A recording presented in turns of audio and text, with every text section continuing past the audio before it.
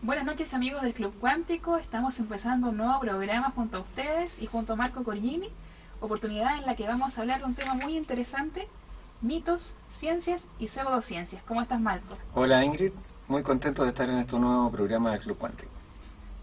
Partamos por el principio. ¿Qué entendemos por ciencia y qué es pseudociencia? Primero yo hablaría de pseudociencia. La diferenciación se va a notar en forma inmediata. Una pseudociencia es algo que quiere revestirse con ropaje científico y la mayoría de las veces toma lenguajes o mecanismos de la ciencia para sustentar sus supuestos. Esto ha proliferado mucho, sobre todo en el último tiempo. Bueno, antes de la emergencia de la ciencia empírico-racional durante el Renacimiento, existían indicios primigenios de ciencia, muchos de los cuales tuvieron que ver con la alquimia, la astrología, etcétera. El problema es que después de desarrollada la ciencia y aún en nuestra época, esos elementos todavía siguen subsistiendo y tienen, a pesar del desarrollo científico y tecnológico que tiene nuestro mundo en estos momentos, tienen un peso y una influencia que parece desproporcionado y que realmente es desproporcionado, y tiene que ver un poquito con lo poco que ha permeado la actividad científica en la sociedad a pesar de todos los avances que hemos tenido. ¿Y cuáles son los principales ejemplos de pseudociencia, los principales mitos en el mundo actual? Mira, en el caso de la física, por ejemplo, hay muchos libros que se han escrito por personajes muy conocidos respecto de ciertos temas específicos, específicamente por ejemplo, en mecánica cuántica y en teoría de la relatividad, porque son, sin lugar a dudas, dos de las cuestiones más impactantes o dos de las teorías más impactantes a partir del año 1925 en adelante. Una, por darte un ejemplo, uno de los argumentos que se da usualmente en materia de mecánica cuántica tiene que ver con un fenómeno físico que se llama el entrelazamiento cuántico. El entrelazamiento cuántico tiene que ver con que dos partículas a nivel cuántico, o sea, a niveles microscópicos, muy pequeñitos, ¿cierto?, a nivel atómico o incluso subatómico, que están alejadas a una gran distancia entre ellas y que están asociados a un mismo estado cuántico. En mecánica cuántica las partículas se comportan como partículas y como ondas, entonces pueden tener estados asociados. Entonces estas dos partículas que están muy alejadas pueden encontrarse en el mismo estado cuántico, y por lo tanto lo que le pasa a una partícula en un instante determinado, en un lugar del espacio, es transmitido a la otra en forma instantánea. Ahora esto, uno de los argumentos para decir que existe la transmisión de pensamientos y una serie de otras elucubraciones que son más materia de la ciencia ficción que de la realidad, es precisamente el efecto del entrelazamiento. Ahora, lo que no explican es que el entrelazamiento cuántico no considera la transmisión de información. La información se transmite, y eso está demostrado matemáticamente, solamente a nivel clásico. Es decir, para poder transmitir información que sea utilizable de un punto a otro del espacio, yo no puedo hacerlo a una velocidad superior a la de la luz. Y eso en mecánica cuántica es exactamente lo mismo. Entonces el entrelazamiento en realidad es un fenómeno no local, pero que no tiene que ver con la información. Entonces existen varios teoremas muy conocidos de físicos conocidos, uno que se llama No Cloning Theorem, que tiene que ver con que si la información esa que es información cuántica en realidad no es solamente una información parcial que yo no voy a poder utilizar en el futuro, y que si yo quiero decirle algo de A a B siendo partículas cuánticas, de todas maneras se lo voy a tener que transmitir en forma clásica, es decir, por un medio físico que me va a poner un límite a la velocidad con que yo la transmito, y esa va a ser la velocidad de la luz. Ese es por ponerte un ejemplo, pero existen muchos otros. Bueno, de la transmisión del pensamiento al poder mezclar las teorías cuánticas con religiones hinduistas o de otro tipo, bueno, hay un paso muy cortito.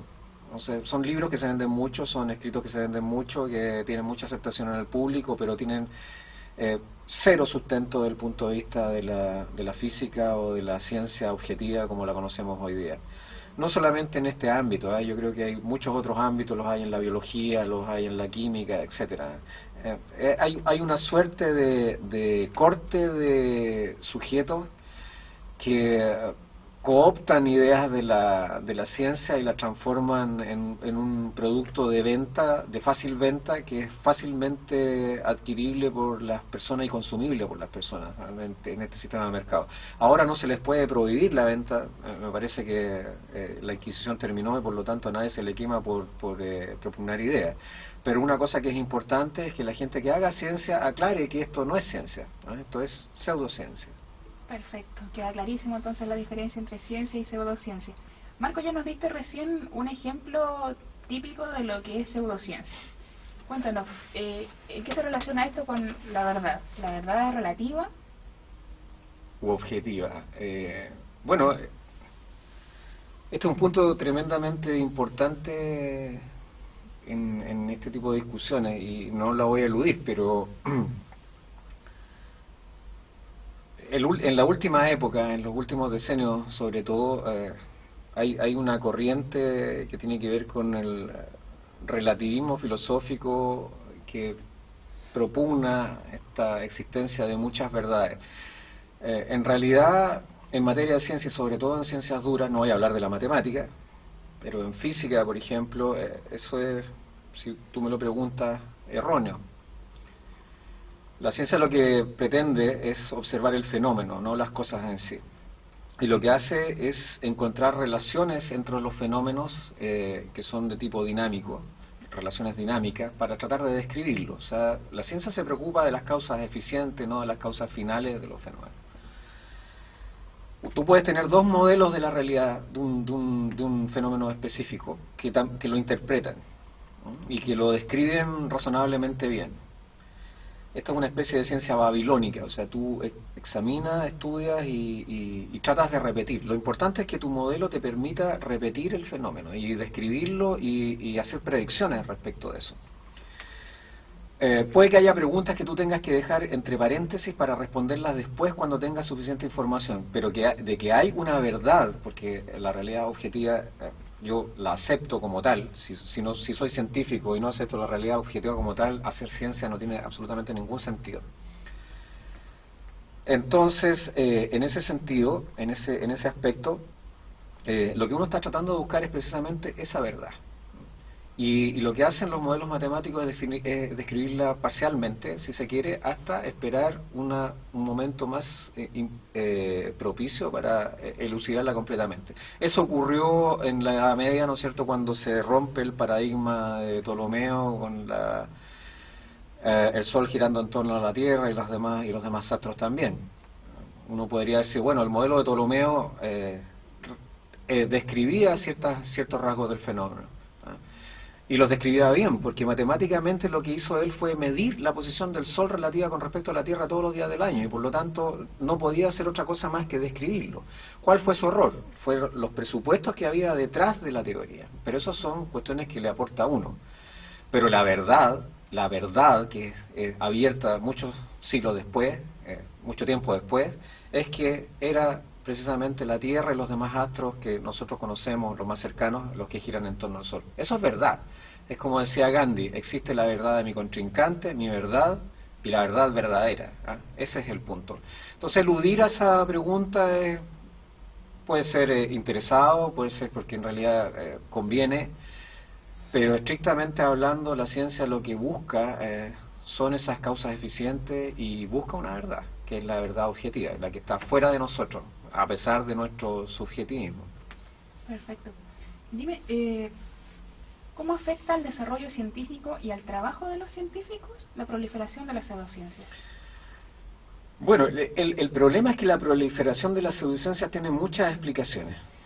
Una de ellas es que la ciencia no ha permeado a la sociedad como corresponde, en una época en donde el desarrollo científico es tremendo y prácticamente todo lo que conocemos se sustenta sobre su base, a pesar de que la gente parece no darse cuenta de eso. el funcionamiento de un celular, el de la cámara que está filmando en este momento este programa, la transmisión de radio, todo es ciencia. Para hacer tecnología tú necesitas conocer los mecanismos a través de los cuales eso se puede construir. Y eso es ciencia. No la llamamos ni ciencia aplicada ni ciencia teórica, las dos son solamente ciencia. Es un mismo aspecto de una actividad humana que se viene desarrollando hace mucho tiempo. Y por lo tanto, la pregunta es ¿por qué? ¿Qué pasa en que en una sociedad en donde la ciencia prevalece como medio para que ésta se mantenga, la sociedad no permea, la ciencia no permea al mundo real? Y hay muchas explicaciones. Primero, que no hay interés en que eso pase. Hay una responsabilidad también de los científicos respecto de la visión que tienen que entregarle al público respecto de su actividad, que no es menor, porque nosotros no podemos estar echando siempre la culpa al empedrado. Hay una responsabilidad nuestra. Yo lo he dicho muchas veces, nosotros somos seres en el mundo, en la historia, y hacemos historia, y por lo tanto tenemos una responsabilidad con el otro. El otro es el que está al lado y es el que es lo que nosotros, y es aquel mundo en donde nosotros vivimos. Por lo tanto, es la responsabilidad nuestra hacer presente a la sociedad que esto es una actividad que además propende a la libertad del hombre, porque permite, ¿no es cierto?, cuestionar todo lo dado. Si la ciencia no solamente es para construir instrumentos tecnológicos, sino que además te permite tener una visión de la realidad que es eminentemente inquisitiva. Quizás ha contribuido en esto el excesivo énfasis en la publicación científica dura, digamos, y no acompañarla de otros medios de difusión para que la gente común, que no tiene acceso quizás a las revistas científicas, o que puede tener acceso pero no las comprende, Sí, pueda estar más al tanto del trabajo. Lo que pasa es que en estricto rigor lo que se ha hecho es cosificar a la ciencia. Nosotros somos productos en el mercado, los científicos son productos en el mercado. Cuando yo uso la palabra desafectación, la gente cree que los científicos están desafectados de la realidad, pero la desafectación es una palabra que se usa en otro término, son términos legales. Desafectación quiere decir cuando un bien público se transforma en un bien privado por efecto de una ley. Y en estricto rigor eso somos nosotros, un bien público que se ha privatizado por efecto de una norma. Nos transformamos finalmente en productos. ¿Cuánto producimos? El hecho de publicar. Cuando uno publica, la razón de publicar no es una razón, es el efecto del trabajo que nosotros realizamos. No es un fin en sí, sino que es una situación que se debe producir en forma natural. Y yo creo que eso se ha tergiversado, porque precisamente eso se está viendo como una mercancía. El fin último de la ciencia, y es lo que conversamos recién, es develar la verdad. Y yo creo que ese es precisamente el problema. No sé si todos están interesados en que la verdad se devele.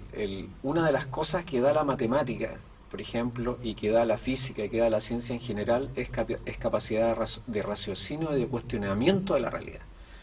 Es decir, el científico no solamente tiene que estar permanentemente preguntándose acerca de lo que es el mundo en su disciplina, sino que además tiene la obligación de cuestionarse el mundo en su totalidad. Mi pregunta es si es de interés público que el ser humano haga eso, o en realidad es de interés público que el ser humano no piense y no actúe en el mundo. Un gran tema para conversar. Nos comentaba sobre la importancia de develar la verdad en ciencia.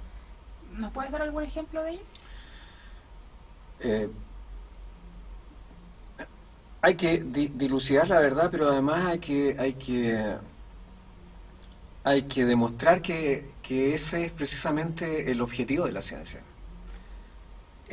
Cuando se destruye la biblioteca de Alejandría, y ese es un comentario que hace Carl Sagan en su libro Cosmos y en su serie, que es espectacular y que recomiendo a todos los auditores y a la gente que nos vea por YouTube, él hace el comentario precisamente que esa destrucción de ese templo del saber, porque en el fondo en esa época ese era el templo del saber, se produce precisamente por del escaso conocimiento que se tenía respecto de lo que significaba la biblioteca.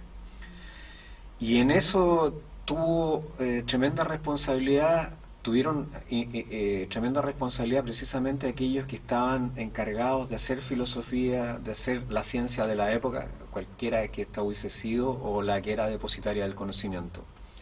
Si la ciencia no permea a la sociedad, lo que logramos finalmente es que por cualquier motivo extraño, finalmente la sociedad termine devolviendo la mano, no en un sentido positivo a la actividad, sino que termine destruyéndola.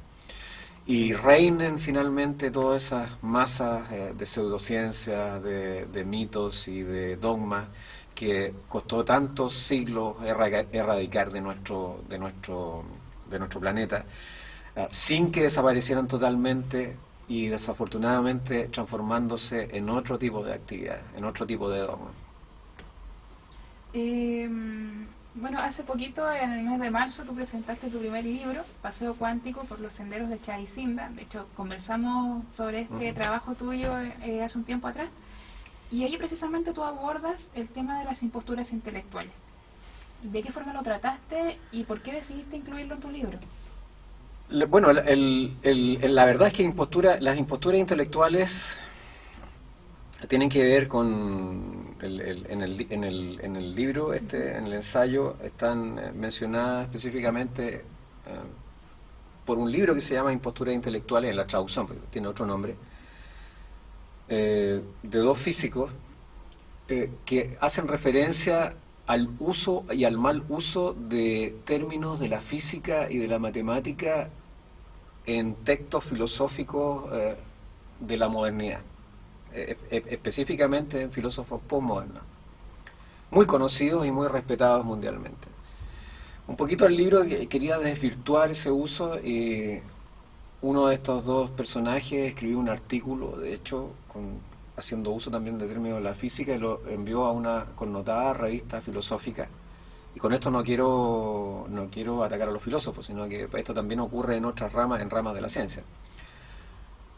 Lo envió y se lo publicaron rápidamente, les parecía muy interesante, y él después hace una aclaración, envía una nota a un periódico diciendo que en realidad lo que había dicho era un conjunto de barbaridades que no tenían ningún sentido, disconexa, y que precisamente lo había hecho para demostrar que existe una tendencia a tomar cuestiones de la ciencia y a transformarla en el caso de estos filósofos que yo te estoy diciendo que son de carácter postmodernista, y transformarlas en algo que no tiene sentido. Y esto está muy diseminado, esto ha sido muy común, insisto, no solamente en el caso de estos filósofos específicos que además se defendieron con dientes y uñas, sino que tiene que ver en general con una actitud de pensamiento en esta época muy feble, en el sentido de que todo es relativo, nada vale la pena. El discurso general es que los grandes relatos se han acabado, y eso es una falsedad enorme. No es cierto que todo es relativo, es lo que conversábamos al principio. Esto es como los discursos protocolares. Hay un lingüista, leí el otro día un artículo que escribió algo sobre Lope de Vega.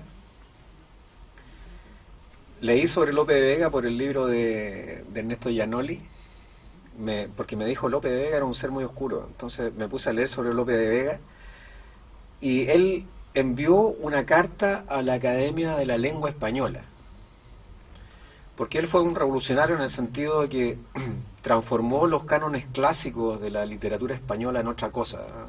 Mezcló la comedia con la tragedia, cosa que era impensable, ¿cierto? Metido en el dogma que estructuraba, que te decía cómo tenías que escribir. Y en el estricto rigor el análisis que hace este lingüista dice, mira, en el fondo la carta que le envía no dice nada porque es protocolar. Entonces es algo así como, mira, quedamos bien con Dios y con el diablo. todo el esfuerzo que hizo Lope de Vega y porque ni siquiera era sarcasmo aparentemente, todo el esfuerzo que hizo Lope de Vega transformando la literatura finalmente lo desperdicia en un acto innecesario, enviándole una carta tratando de decir, mire, si en realidad no estamos tan distantes unos de otros. Eso no es cierto, en ciencia no es cierto, y un poquito el posmodernismo es eso. Yo creo que los grandes relatos no es que hayan desaparecido. Ahora hay un gran relato que es mire, en realidad todo es innecesario, no debemos actuar en la realidad porque todo es inútil. Yo creo que el mensaje va por ahí. Es todo lo contrario. Yo creo que los grandes cambios tienen que venir ahora. Los grandes dogmas tienen que ser derrumbados ahora. O sea, el hombre lamentablemente se ha acostumbrado a ir creando en ciclos históricos dogmas, pero también se ha acostumbrado a derribarlos cuando tiene que derribarlos. Y yo creo que la manera de derribarlos ahora es a través de la crítica fundada y sobre todo científica. Muy bien, Marco, estamos llegando al final del programa. No sé si quieres decir algo antes de despedirnos. No, quería decir sencillamente que el papel de los científicos en este momento debe ser de actividad y de proactividad. Creo que tenemos que manifestar nuestras opiniones no solamente científicas, sino que sociales, políticas, filosóficas, con valentía.